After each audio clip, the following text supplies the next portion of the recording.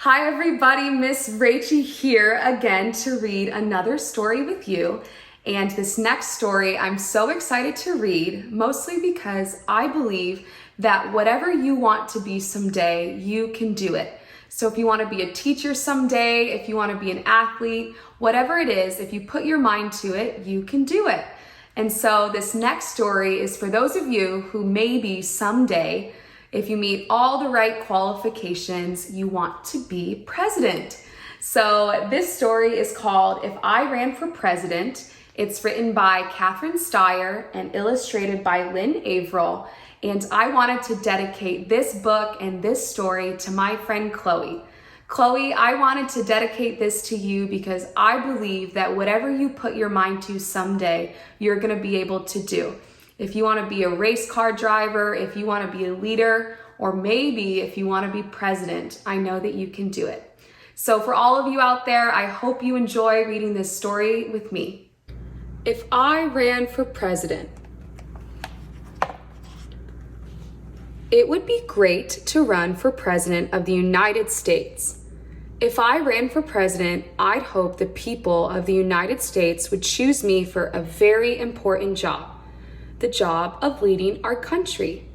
And I'd hope to follow in the footsteps of past presidents such as George Washington, our first president, Thomas Jefferson, Theodore Roosevelt, and Abraham Lincoln. I'd have to think carefully about my decision to run for president. I would want to know how my family felt about it too. Then I'd ask myself, am I the best person for the job? Am I ready to work very, very, very hard for my country? Do lots of people believe in me, and will they help me run for office? If I could answer yes to all of those questions, then I'd declare my candidacy. That means I'd announce I was interested in the job of President of the United States. If I ran for president, I'd run a campaign to let voters learn all about me. People who thought I would be a good president would donate money or time to help. I'd hire people to work on my campaign too. Campaigns can make a candidate famous. Soon my name or face would appear on signs, on buttons, on bumper stickers and t-shirts.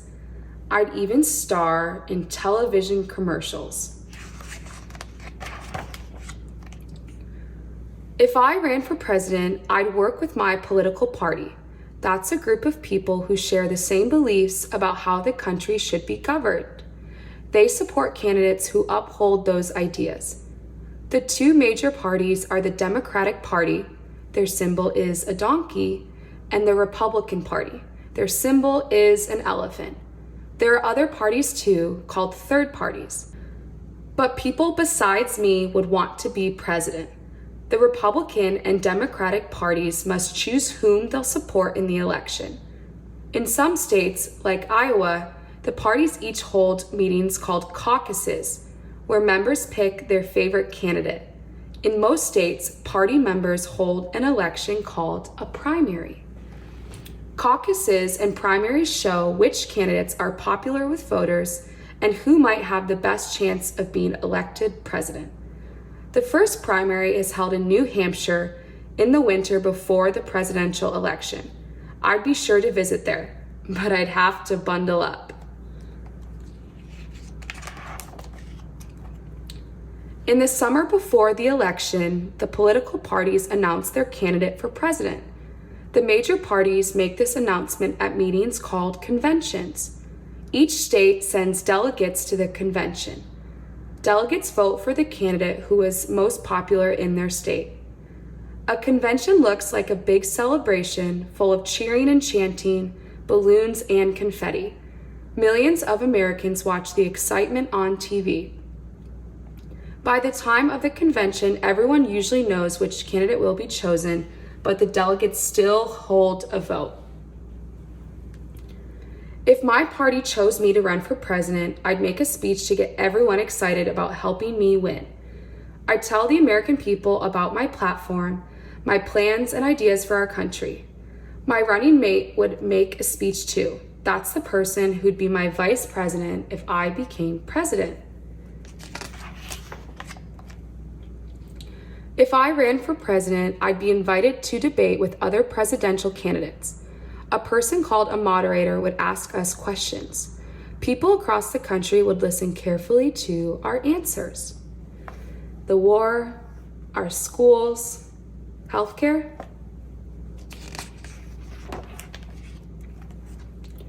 Reporters would ask me questions too about my life, my family, even my kitten Sassy. So cute. They'd print old photographs of me in newspapers and magazines, like the snapshot of me in my superhero costume or my baby picture when I still wore diapers. If I ran for president, I would travel the country to meet lots of people. I'd have my own campaign bus or airplane to take me from place to place. Inside, there'd be comfy seats, perfect for checking out the news, writing speeches, and thinking about how to solve the nation's problems. I'd take naps too. I'd need the extra rest.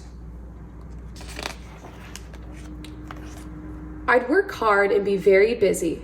All in 1 week, I might share cereal with kindergartners in California, crunch corn with farmers in Kansas, and to have dinner in Delaware where I'd order the blue plate special with apple pie and a large strawberry milkshake.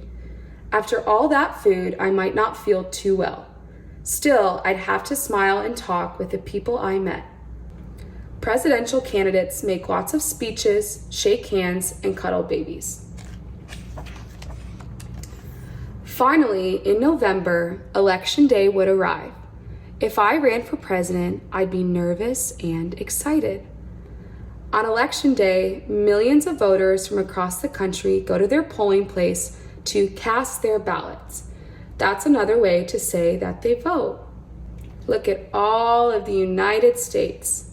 Where do you live? I live here in California, but I was born and raised in Michigan. I love both of those states so much. In our country, people vote in private. No one but you knows how you voted, but I know I'd choose my favorite candidate, me. Once the voting is finished, officials count up the ballots. Then comes the announcements on television, radio, in the newspapers, and on the internet. People everywhere find out who will be the next president of the United States. I'd stay up late and keep my fingers crossed. If I ran for president and lost, the people who worked so hard on my campaign would be disappointed. I'd be disappointed too. Still, I'd be proud that I had taken part in a free and fair election. I'd make a telephone call to offer my best wishes and support to the winner, our next president. But if I won, wow.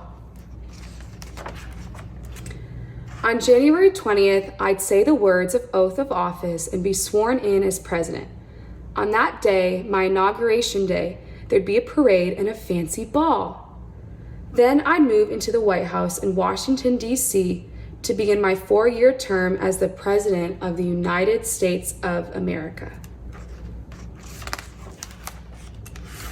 And what would I do when I became president?